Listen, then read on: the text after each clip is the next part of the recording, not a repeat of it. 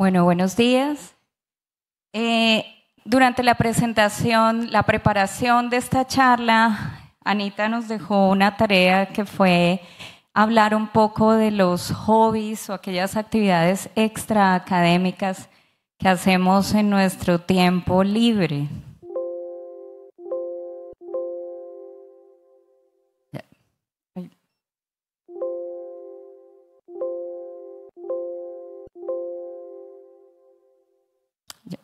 ¿Qué hacemos durante nuestro tiempo libre? Bueno, pues yo vivo cerca a una reserva natural que es el Parque Nacional de Chingaza y pues una de las actividades que hago es recorrer los senderos de las montañas en donde vivo y estar un poco cerca de la naturaleza y de la biodiversidad que se encuentra en los páramos de Colombia.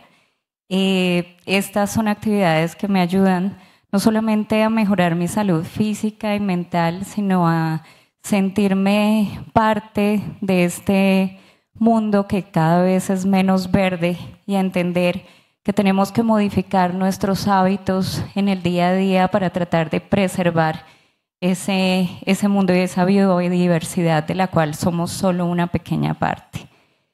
Bueno. Ahora sí entramos en materia. Lo que voy a hacer es que voy a presentar los datos de un grupo de investigadores que nos hemos dedicado a caracterizar a los enfermos que sufren de esta condición desde diferentes puntos de vista. Voy a hablar de datos relacionados con la prevalencia, con las características clínicas, vamos a mostrar resultados de los biomarcadores que hemos medido acá en Colombia, imágenes refiriéndome puntualmente a la radiografía simple, a la ecografía, la clinimetría y las herramientas de tamizaje temprano y los costos que representa el tratamiento de estos enfermos para el sistema de salud en Colombia. Respecto a la prevalencia, voy a empezar con este estudio que ustedes van a tener la oportunidad de ver en la presentación en la modalidad de póster. Este estudio de prevalencia se hizo utilizando la base de datos del Ministerio de Salud con la que se realiza el cálculo de la unidad de pago por capitación, que es el pago que se aporta o que aporta el Ministerio por paciente cada año. Esta base de datos contiene datos demográficos, datos relacionados con el servicio que se le prestó al paciente o al grupo de sus afiliados y características relacionadas con el servicio prestado. Esto es una base de datos administrativa que contiene los datos de 19 millones de afiliados al sistema contributivo en Colombia. Un poquito para que entiendan la estructura de la base de datos. Esta base de datos contiene datos relacionados con la edad, el sexo del paciente, datos relacionados con el diagnóstico y fechas y características del servicio y costos que se le prestó al paciente. Para identificar a los pacientes con artritis psoriásica, en esta base de datos utilizamos una definición operativa que es una combinación de los códigos diagnósticos más los medicamentos que se le prescribieron al paciente específicamente relacionados con esta enfermedad.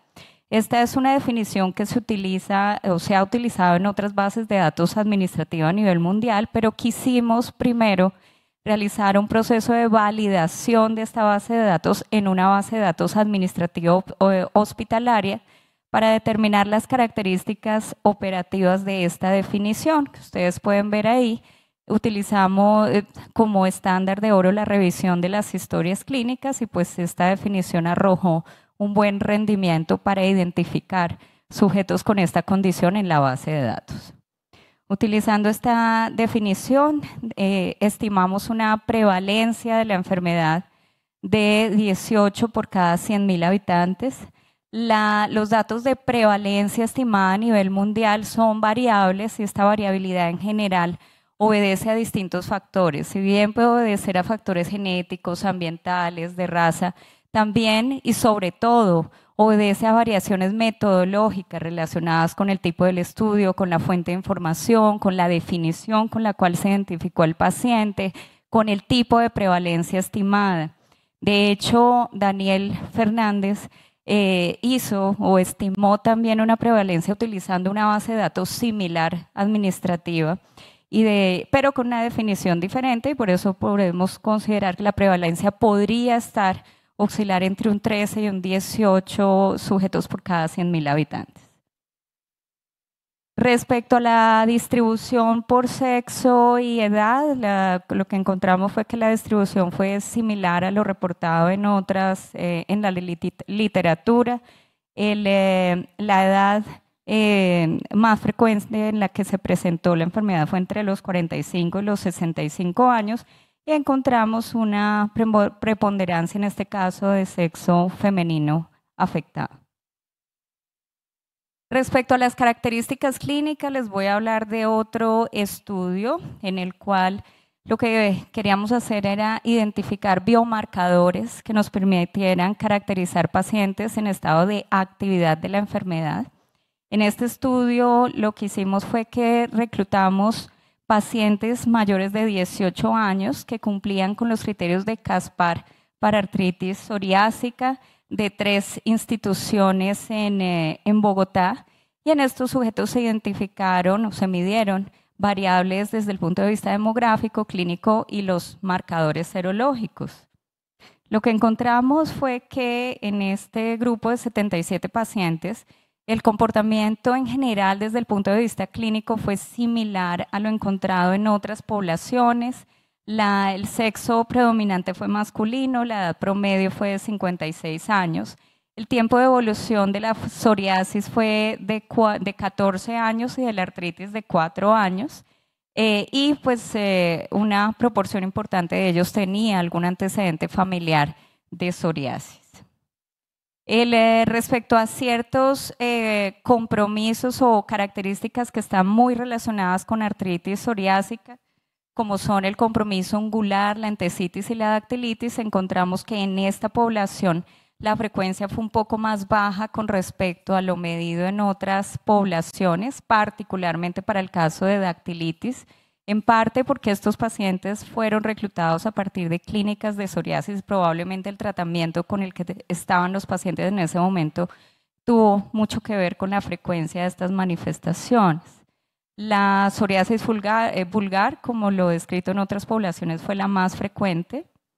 Realizamos la evaluación de clinimetría, y ustedes lo que pueden observar acá es que, acorde con el índice compuesto de PASDAS, la mayoría de los pacientes tenían un compromiso moderado, pero sobre todo por cuenta del compromiso cutáneo. Y si ustedes ven acá, este compromiso cutáneo tiende a afectar de manera importante la evaluación que los pacientes hacen de su enfermedad, lo cual no necesariamente se relaciona con la evaluación que realiza el médico, particularmente los reumatólogos.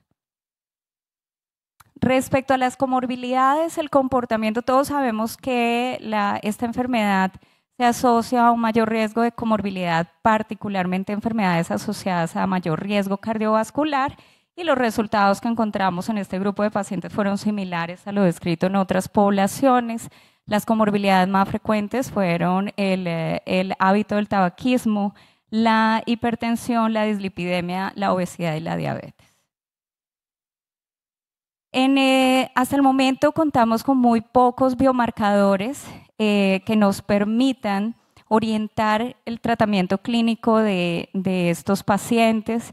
Se han estudiado un poco más para lo que es el diagnóstico o la diferenciación entre pacientes con psoriasis y artropatía psoriásica, y un poco menos biomarcadores que permitan determinar el pronóstico o diferenciar estados de actividad de la enfermedad. Sin embargo, uno de los más estudiados es la metaloproteinasa de matriz, probablemente la que más estudios tiene, particularmente para diagnóstico. Sin embargo, aquí tengo que mencionar un estudio del doctor Vinod Chandran, que nos acompaña acá, en donde él encontró que los niveles de la metaloproteinasa de matriz disminuyen una vez se inicia terapia biológica. Nosotros quisimos evaluar diferentes biomarcadores, evaluamos la metaloproteinasa de matriz, la PCR, los niveles de proteína C reactiva y algunas interleuquinas. con la intención de evaluar su capacidad para discriminar o diferenciar pacientes en estado de actividad o remisión. Los dividimos en actividad cutánea y actividad articular. Respecto a los resultados, pues hubo un mejor rendimiento, particularmente para la metaloproteinasa de matriz y para la interleuquina 23, particularmente para el componente cutáneo. Sin embargo, estos resultados no fueron tan alentadores para discriminar pacientes con compromiso articular. Luego todavía se requieren estudios adicionales, todavía hay muchos estudios, pero con tamaños de muestra pequeños, en parte por la dificultad en el reclutamiento de estos pacientes, por la baja prevalencia, pero también en parte porque estos estudios requieren financiación importante, que es de lo que sufrimos todos los investigadores. Respecto a las imágenes, voy a hablar de dos tipos de imágenes principalmente. Voy a hablar de la radiografía simple y la ecografía, que son los estudios que tenemos en el día a día disponibles, económicos, fáciles de realizar. Respecto a la radiografía simple, este es un estudio de la doctora Paola Varela, en donde con el grupo del doctor Calvo trataron de determinar no solamente la frecuencia de la neoformación ósea perióstica, sino que lo que hicieron fue que realizaron un ajuste, un cambio de los criterios radiológicos en el criterio compuesto de identificación de Caspar y evaluaron las características operativas de unos criterios de Caspar modificados, modificando este hallazgo en la radiografía simple. Y trataron de evaluar si el rendimiento diagnóstico de los criterios Caspar al utilizar este hallazgo se modificaba. Esto lo hicieron porque en estudios previos observacionales habían encontrado que este hallazgo era fácil de identificar en la radiografía simple por un lado, y en el grupo de pacientes que habían evaluado previamente era un poco más frecuente, que a diferencia de la neoformación ósea yuxtaarticular, que es el hallazgo radiológico que se encuentra en este momento en los criterios de Caspar. Y lo que encontraron fue que el rendimiento diagnóstico de los criterios de Caspar modificados con este nuevo hallazgo radiológico era similar al de los criterios de Caspar convencionales. Con respecto a la ecografía es un estudio que es económico, que es fácil de realizar y que puede ser útil para evaluar cambios tempranos, particularmente en el aparato ungular y en la centesis. Se sabe que de entre el 80 o 90% de los pacientes con artropatía psoriásica puede tener o tiene compromiso ungular por un lado, y por otro lado el compromiso ungular se asocia también a compromiso de la centesis, particularmente de las interfalángicas distales.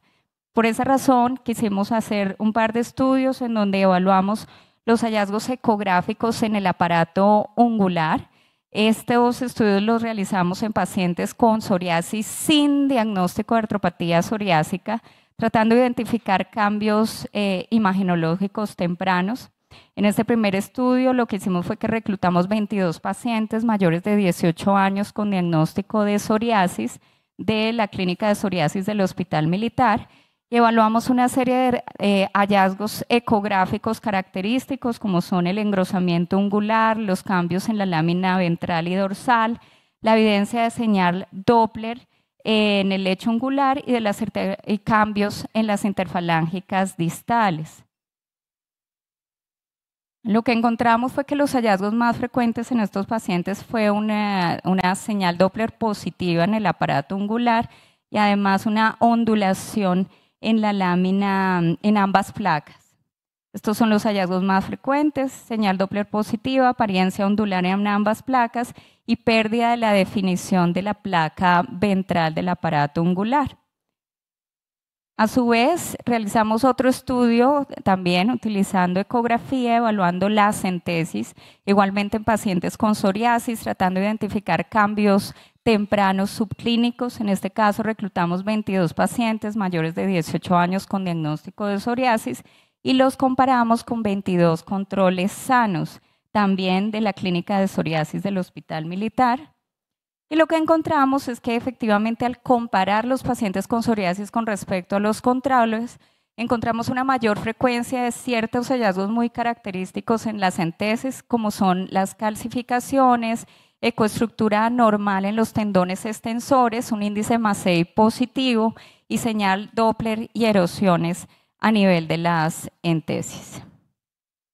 Respecto a la clinimetría, pues todos los reumatólogos estamos familiarizados con la importancia de la clinimetría en lo que es la evaluación del el tratamiento, de los desenlaces de los pacientes, pero la realización de clinimetría requiere entrenamiento y particularmente en esta enfermedad, pues participamos dos especialistas, los reumatólogos y los dermatólogos, y ambos debemos estar familiarizados con la clinimetría que se realiza en los pacientes.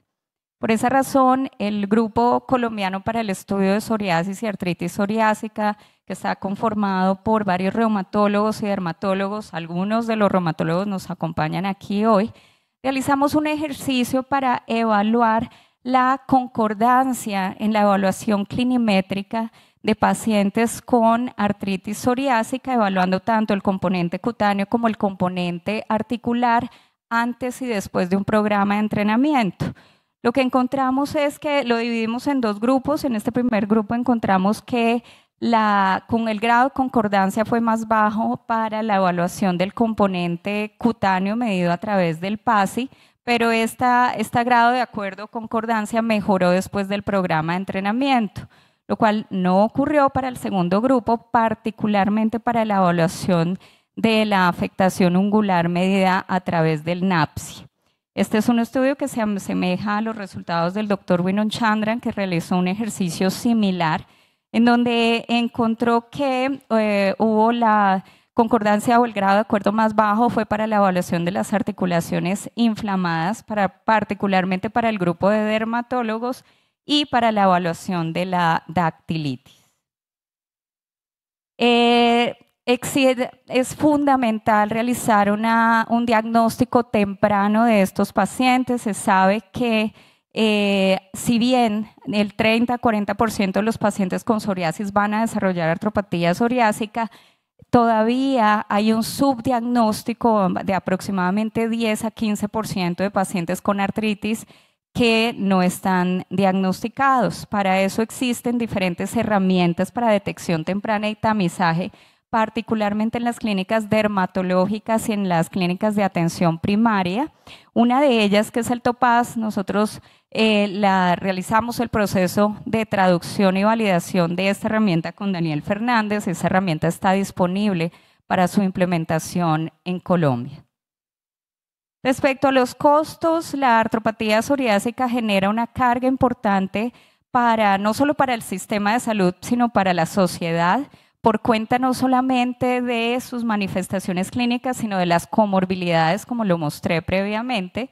En ese sentido, ustedes tienen la oportunidad de revisar uno de los trabajos presentados en la modalidad de póster en este congreso, en donde hicimos una estimación de los costos directos que representa para el sistema de salud el tratamiento de estos pacientes. Lo que hicimos fue que medimos los costos por cuenta de medicamentos, de procedimientos y consultas médicas que recibieron estos pacientes en una cohorte de pacientes con artropatía psoriásica del Hospital Militar. Lo que encontramos fue que, respecto a la descripción, fueron una cohorte de pacientes similar a la descrita en todas las poblaciones, predominantemente de sexo masculino. El promedio de edad fue de 50 años. La mayor parte de los pacientes estaban recibiendo medicamentos modificadores de la enfermedad convencionales. Respecto a los costos, pues por supuesto los costos fueron mayores en aquellos pacientes que estaban siendo tratados con terapia biológica, y estos costos son similares a un estudio que realizó el doctor Pedro Santos en una cohorte de 83 pacientes. Respecto a la distribución de los costos, ustedes van a ver acá que en la medida que el medicamento es más costoso, pues el costo aumenta, la proporción de ese costo es mayor por cuenta de los medicamentos y disminuye por cuenta del uso de imágenes, de pruebas diagnósticas y de atenciones médicas. No me quiero ir sin mencionar la guía colombiana que desarrollaron la doctora Saldarriaga y el doctor Wilson Bautista, publicada hace 2 años para el tratamiento de espondiloartropatías periféricas, dentro de lo cual ustedes van a encontrar un capítulo muy bien escrito acerca del tratamiento de artropatía psoriásica basada en la evidencia. Bueno, en conclusión, la prevalencia de artritis psoriásica en Colombia puede oscilar entre un 13 y un 18 sujetos por cada 100.000 habitantes. Los síntomas de la artritis psoriásica en los estudios que hemos realizado son similares al comportamiento de otras cohortes a nivel mundial. En nuestro estudio se observó una frecuencia alta de enfermedades, de comorbilidades, particularmente aquellas asociadas con un mayor riesgo cardiovascular. La ecografía musculoesquelética puede ser una herramienta fácil, barata de realizar para evaluar cambios tempranos, particularmente en el aparato ungular y en la centesis de estos pacientes. La neoformación ósea perióstica es un hallazgo frecuente en la población estudiada y podría ser un hallazgo adicional a incluir más adelante en los criterios de Caspar. La estandarización de la evaluación clinimétrica y el uso de herramientas de tamizaje que hoy en día tenemos traducidas y validadas en Colombia pueden ser de gran utilidad para identificar de forma más temprana pacientes con esta enfermedad. Y pues finalmente esta es una enfermedad crónica que debe ser incluida dentro de las enfermedades de alto costo. Muchas gracias.